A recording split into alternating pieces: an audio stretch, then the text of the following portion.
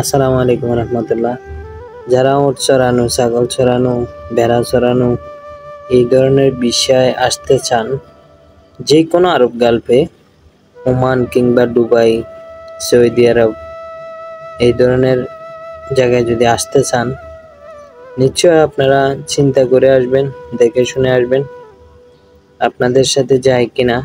অনেক লোক আছে, আমরা অনেক বাইরে আছে দেখি এরকম বিষয়তে আসার পরে পারে না এগুলো করতে, তার কারণ চতুর্দিকে মরুভূমি আর মরুভূমি।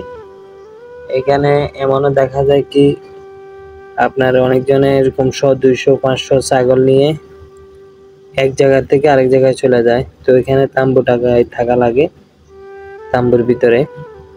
তো এরকম ওই আরভাবে প্রতিদিন বা এক সপ্তাহ বা 2-3 দিন পর পর আসে, সে খাবার দিয়ে যায়, তাও শুকনা খাবার।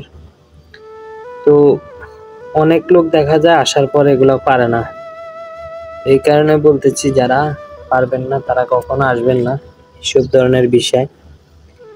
যদি আসতে চান তাহলে দেখে শুনে, যদি আপনি পারেন তাহলে আসতে পারেন। আর বর্তমান এখন আধুনিক যুগ, এখন বর্তমানে আপনার বিশ্বেতে সম্পূর্ণ সবকিছু এগুলা দেখতে পারবেন। আপনি চাইলে বাংলাদেশ থেকেও আপনি এগুলা চেক করে আসতে পারবেন।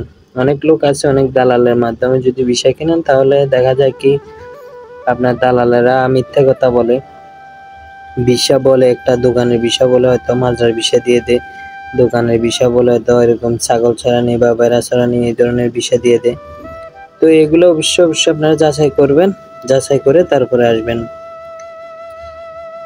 তাছাড়া দ্বিতীয় কথা হলো, এইসবগুলা কাজ করতে হলে আপনার অনেক সাবাস লাগে। কেননা এখানে আপনি মাসকে মাস অনেক সময় দেখা যায় কি এক জায়গা থেকে আরেক জায়গায় এই মরুভূমি এলাকায় থাকা লাগে। এগুলোর ভিতরে আপনার পানি, খাওয়ার, সম্পূর্ণ শুকনো খাবার আপনার 2-3 দিন পর পর আরবি আনি দিয়ে যায়। তো এই পরিস্থিতিতে থাকা লাগে। এখানে অনেক সময় দেখা যায় যদি আপনি ভয় পান তাহলে কিন্তু চলবে না, পারবেন না আপনি খামোখা টাকা নষ্ট করে আসবেন না।